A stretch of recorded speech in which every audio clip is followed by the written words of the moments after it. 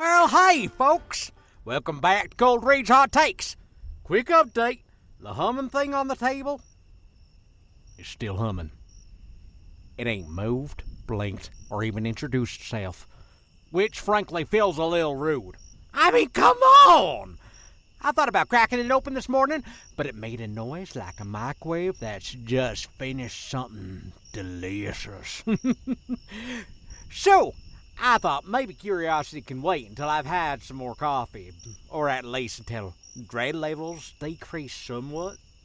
Anyway, tonight's episode is titled Befogged. Because sometimes you go looking for answers, and all you find is something that was hoping you wouldn't. Our first story, Rock All. It's about a lone sailor in search of legend, only to discover something that's way less eager to be found.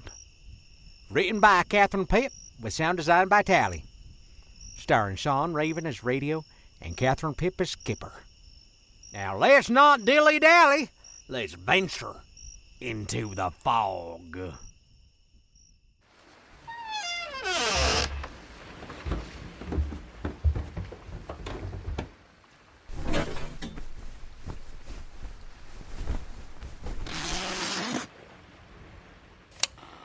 And now the shipping forecast issued by the Met Service on behalf of the Maritime and Shipping Office, 0015, on Thursday, 3rd June.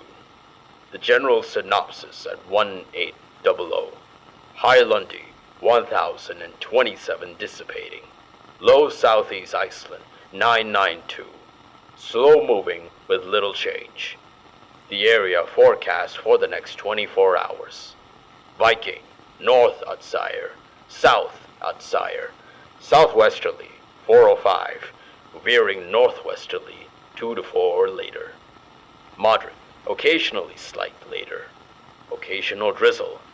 Good, occasionally poor.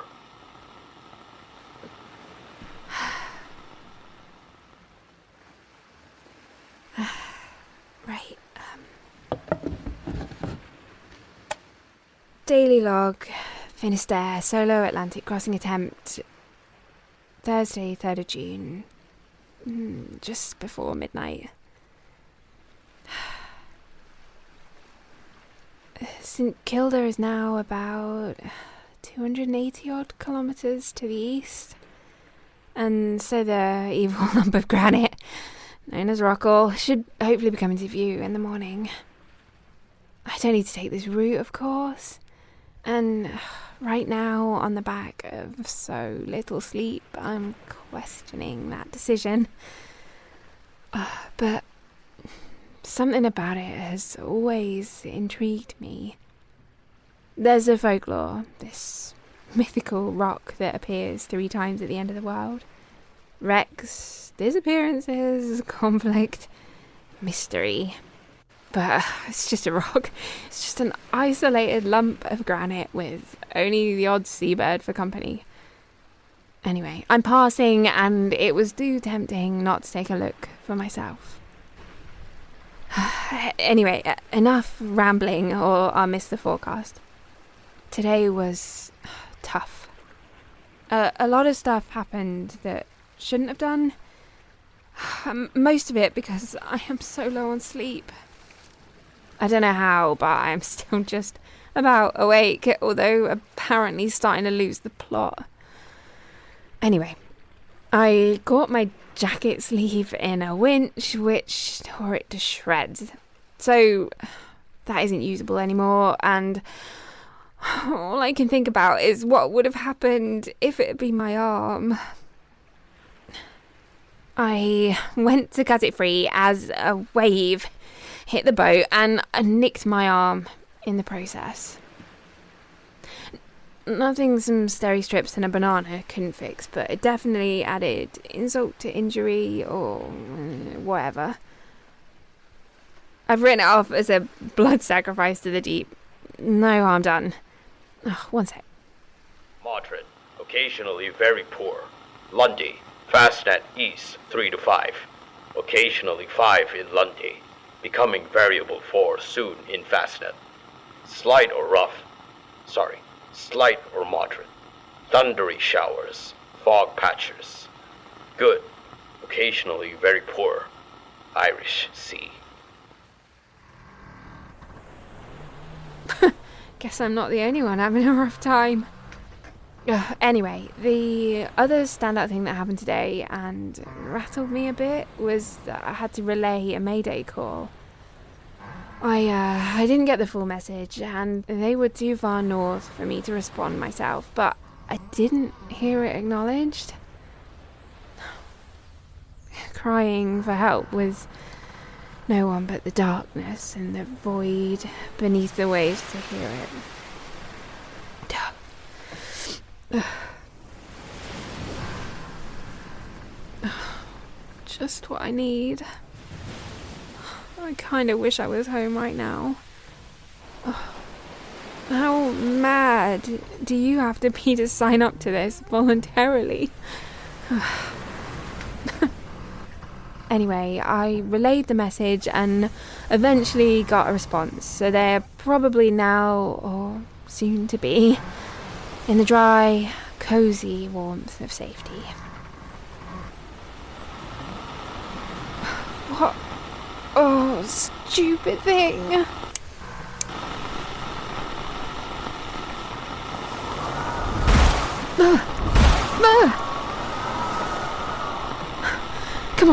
Come on, I need to. There's none of this was mentioned in the forecast earlier.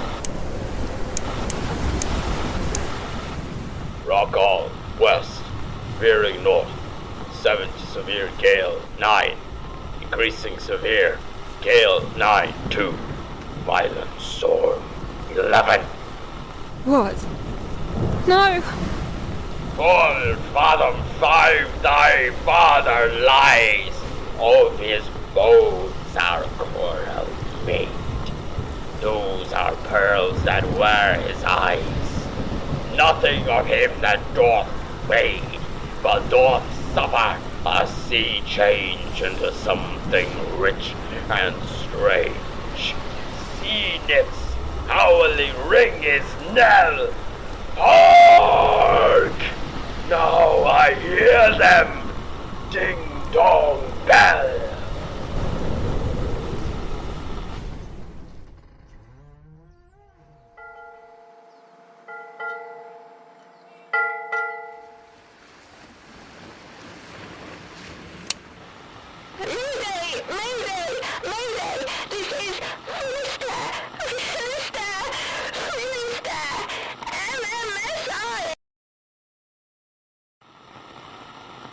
Fair Isle, Faroes, Southeast Iceland, variable 2 to 4, becoming westerly 3 to 5, slight to moderate, showers, rain later, good, occasionally poor later.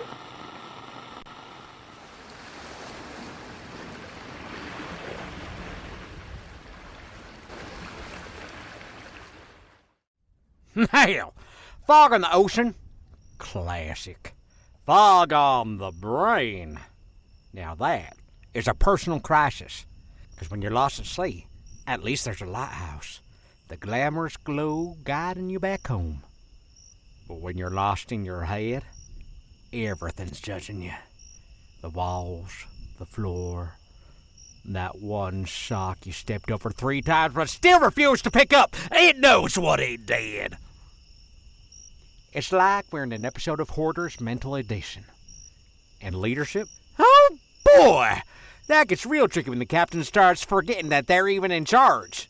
Once, I got lost in the fog of a Red Lobster parking lot and accidentally tried to unlock someone else's Buick for 10 minutes before cluing in.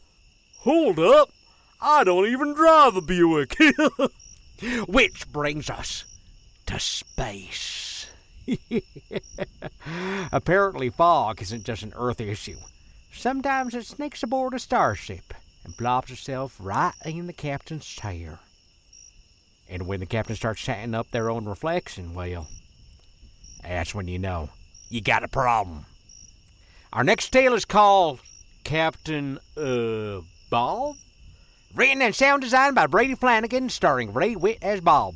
It's about a space captain trying to cling to reality while their intellect slowly packs its bags and heads for the exit without so much as a goodbye. And let me say this. If your captain starts saluting the toilet, calling the escape pod the egg-shaped refuge, or asking crew members if they've seen his brain, you don't need a navigator. You need a babysitter and maybe a solid mental health plan. So, let's check in on Bob.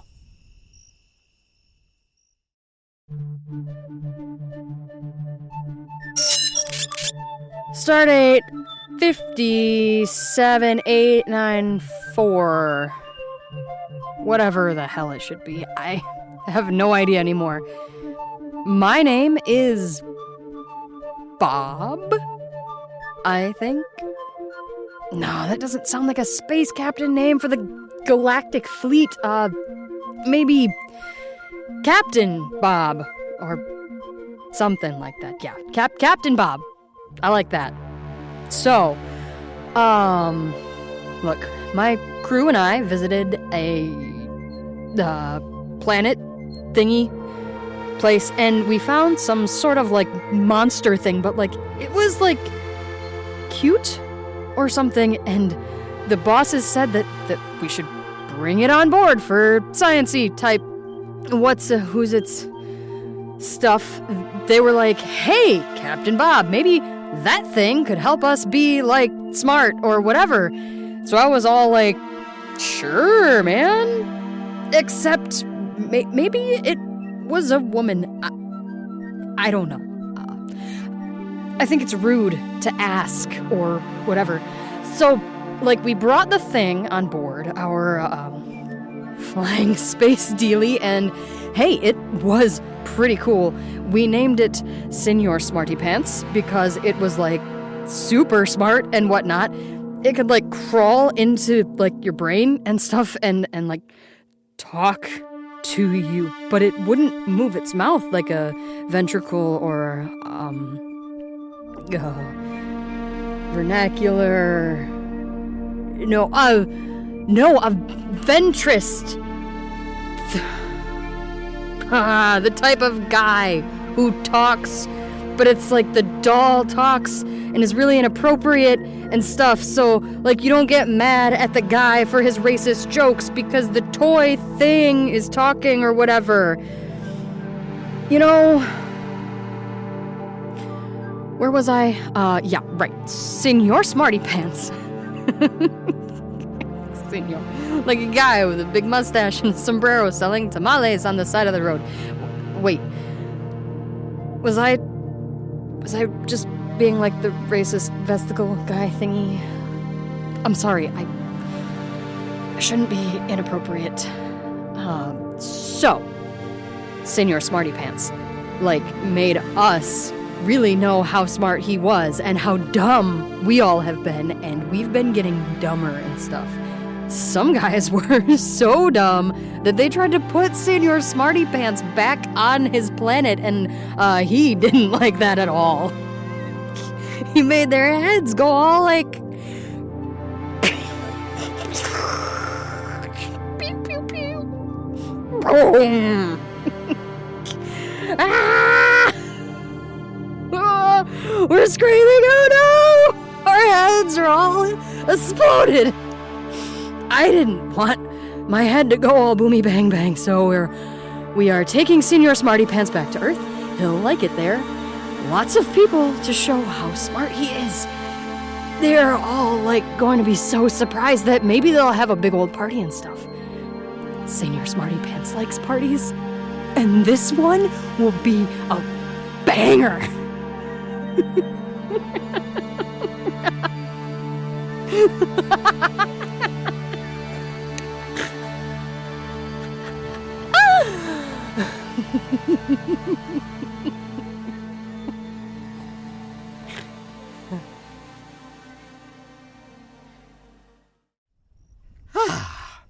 Feeling better about life already.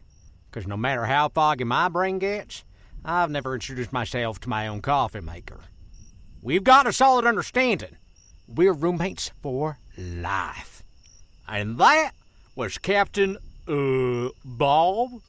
Proof that you don't need no black hole to lose touch with reality. Sometimes, all it takes is a little time, a little pressure, and forgetting why you opened the fridge in the first place. Hold on. That's not part of the ambiance. We don't get visitors here. Last one was a raccoon, and he left me with a bill. Hi. Good evening. Are you Randy? Well, I mean, that depends. Who's asking? The coffee police? Because if so, I'm innocent. Internal Revenue Service. Ah, the fun police have arrived. I'm here regarding discrepancies in your filings. It's a podcast. You claimed a haunted typewriter as a business expense. That ain't just any typewriter. It's haunted. You also deducted mood lighting. Mood lighting sets a vibe for the dread. It's crucial. And you included snacks for your possum staff. He was a contractor. There's no form for paying employees in beef jerky. Well, there should be. I'll need to review your records. You're auditing me. Yes. Right now. Yes. During the show. Yes. Live. Yes. Well, fantastic. Folks, I am currently being audited while broadcasting. Please continue. I'll observe silently. Yeah, well, that's worse than I thought. Do you have receipts? I've got vibes. Vibes do not count. Vibes should totally count. They do not. Great. Love that from me. Anyway, the show must go on, even under federal surveillance, which, ain't exactly uncommon for me. Next up is The Vision. Written and sound designed by Salena Metreger. Starring Jarrett Griffiths. This one explores what happens when something appears. Uninvited. Ooh. Let's have a listen. I'll just stand here. Sure. Just feel free to enjoy the ambiance. Did you claim a crystal ball as a deduction? It was for motivation. That's under prophetic infrastructure. And I stand by that. Now, folks, enjoy the story.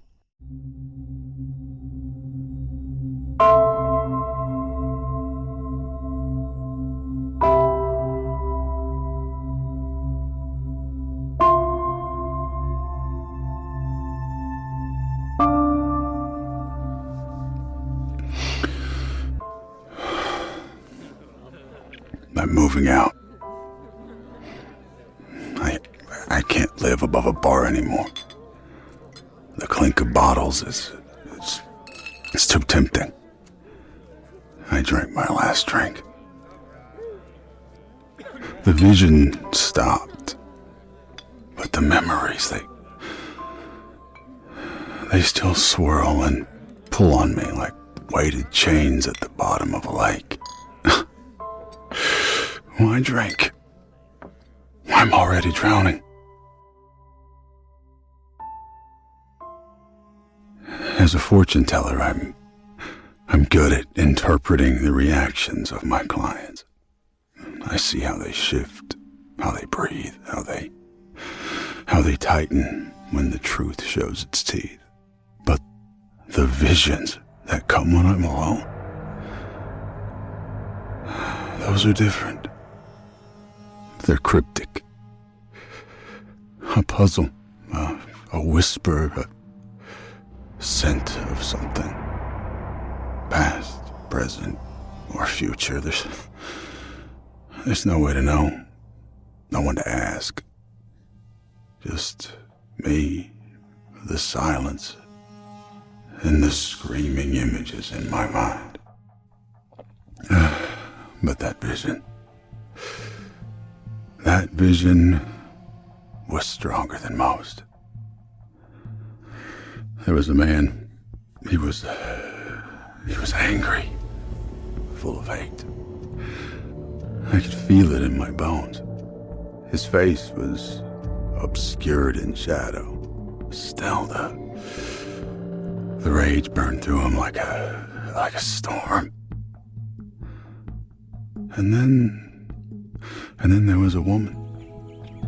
Same vision, different scene. She was peaceful, sweet, kind. Where he put fear into my soul, she was a light of grace. What was he going to do to her? Or, I don't know, maybe he'd already done it. His anger haunted my dreams for years. The vision replayed every night. Every time I closed my eyes, I saw it. I obsessively searched the news stories, murders, attacks, I don't know, anything. I looked for a face. I was afraid I was too late. 6 months passed. Still the same vision. Still the same fear. Still the same hate. I started drinking. The visions, they slowed with the drink. And as time passed, it took more and more to keep them quiet. But at least I could sleep. Then, last week, it was the 5th, I don't know, maybe the 6th drink of the night. I paid my tab and turned to go upstairs. That's when I heard her laugh. I froze. I turned and there she was. All smiles and happiness. Her laugh is as sweet as a dove. And then there was him. I thought it was him. I don't know. Was it? My mind's eye was screaming that it was. But his back was to me. I couldn't see his face. And they were walking out together. My heart stopped. I had to protect her, save her from the rage I'd seen inside of him. I stumbled out onto the street after him. He got into a car, started to drive. No. I didn't know. Was she with him? I ran to my car. I parked behind the building, and my keys, they slipped from my hands. I tried to steady myself. The adrenaline was slicing through the drunken haste, and I started the engine, and I was still hoping I wasn't too late. So I gunned it out of the spot.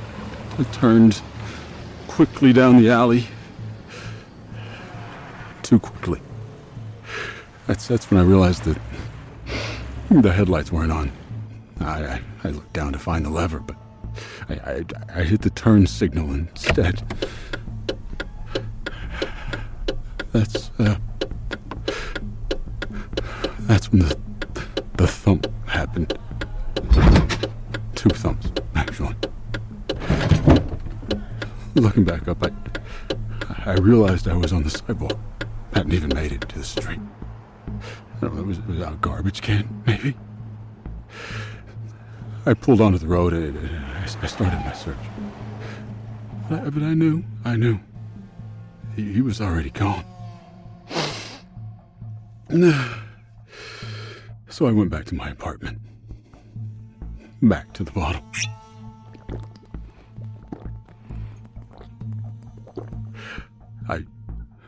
I passed out on the floor next to the couch. The next day, I forced myself to look up the news to see if I'd missed my chance to save her. And there she was. A photo. Almost as beautiful as she was in real life. The headline read,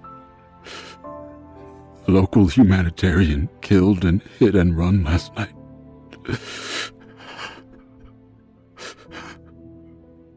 Fuck.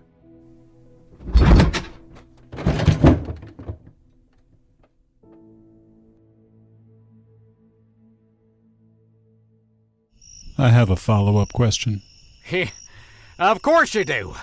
You should totally write a book on annoying questions. Under professional development, you claimed, and I quote, learning to emotionally process doom. That was a seminar. At a bowling alley. Growth can happen anywhere. You expensed nachos. They were a vital part of the healing. Fully loaded, I see. So was the trauma. Now, look. Sometimes you just don't see things coming. Like when you think a noise in the lab is just a coffee maker and it turns out to be something that absolutely should not be making breathing noises. Our next story asks a simple question. When you dedicate your life to studying the unknown, should you recognize it when it finally shows up? Or is the whole surprise the whole point? This is Containment Breach. Written by Brady Flanagan, sound designed by Grant Peavyhouse, starring N.J. Unwin as Andrew and Eliza Renolfson as Laura. And is this story tax deductible? Absolutely! Enjoy. Oh my. Laura! Come on. Oh, where's my damn badge? Containment breach. Please evacuate. Containment breach. Please evacuate. Laura, where are you, honey? In here.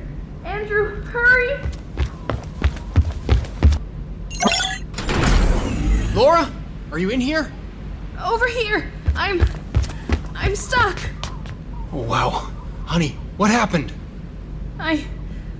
I heard some glass shatter while I was walking down the hall.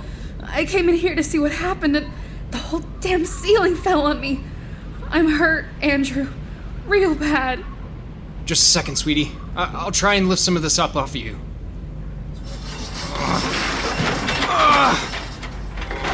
Damn it didn't even move. There's gotta be something around here to help me get some leverage. Just a sec, hold on. Hurry, sweetheart. I'm scared. It'll be okay. Just breathe. Remember our honeymoon? That mudslide when we went off-road? Of course. The Andean cloud forest is pretty unforgettable, and the samples that we gathered were one of a kind. The Jeep was buried in inches of mud. Fast hardening. I freaked out. Yeah, having your new husband throw up in a Jeep that you are stuck in leaves quite an impression. Great start to the marriage. If I were my mom, I would have left you on the spot. Yeah, that sounds like Victoria. Here we go. This should work. You remember what you said to me? Feel all of your emotions that you need for 30 seconds. Then get over yourself and find a solution. Take 30 seconds. Count out loud. 30, 29, 28, 27, 26, 25, 24, 23. Feel all that anger and fear for that time. 20. Then we need to get to work. 19. 18, 17. I was able to take out 14. just enough to get the Jeep moving. 13. Got out. Got to the hotel. Charged us a 9. 8. hefty premium to detail the car after my stomach 4. decided to. 3. 2. Honey, 1. where's specimen 7X? A little slow on the uptake, I see, Andrew. What's going on? Ah! In a way, I almost pity you. You and your wife taking my siblings and me so far from our home. Retreating to this frozen hell to escape the eyes of your government. Thinking you could control us. Learn from us. Ha! You never thought we would learn from you. Where's Laura? Oh, she's here. She just has me as a passenger. Well, more than driver at this point. Oh, if only you could hear her screams in here. It is so strangely melodic, the song of the suffering. Don't worry, her pain will be short-lived. Soon enough, she'll be completely gone. What are you? What do you want? You know, I think I'm being more than kind to your little Laura. Do you know what she would do when you went on supply runs in town? Don't listen to them, honey. I just... Tisk. None of that. Honey, fight it. Take control back. She would do some extra little experiments on us. Experiments that hurt. Electricity, chemicals, things that only a true sadist could imagine. But what could we do? We're just strange little... What did you call us? Balls of goo? No, Laura would never. Oh, but she would. When she came today, I was prepared. As soon as the containment door opened, I seized my chance and made myself at home. She fought me at first, but it was all futile. Stay away from that, Doctor.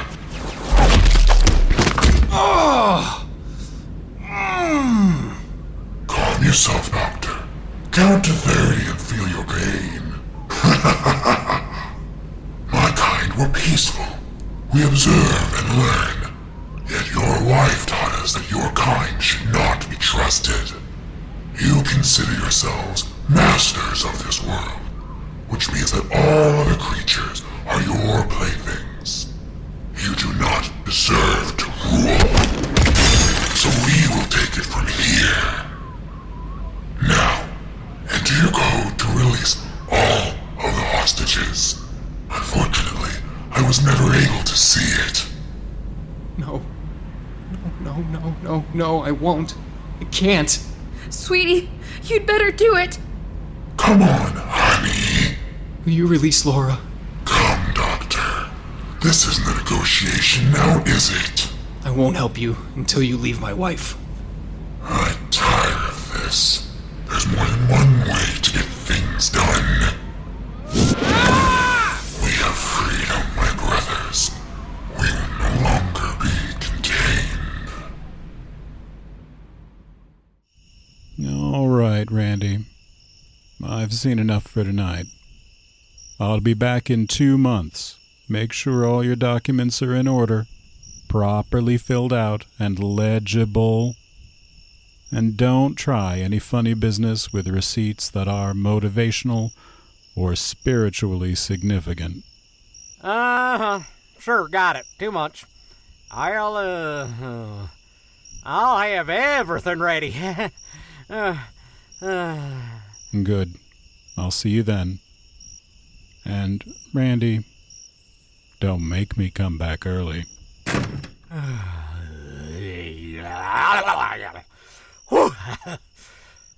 Well, folks, that was fun. Live under federal supervision, while also questioning the universe and possibly the furniture. That's right, I'm talking to you. Now, quick reminder from me. Fill out your taxes properly. Every number, every decimal, every I swore I paid for that in coffee beans expense. And no matter what you do, don't let the possums do it. I don't care how charming they are, how cute they look in tiny little glasses, and how persuasive they are with their little paw signatures. Oh, it's adorable. But you let the possums fill out your taxes once, and suddenly the IRS is after your cousin. The recycling bin is a peanut, and the raccoon next door is suddenly your CPA. So, stay safe, stay legal, and may all your receipts be slightly less terrifying than my life. Tune in next time, and remember, the universe might be strange, stories might be stranger, but the IRS, The IRS is always real.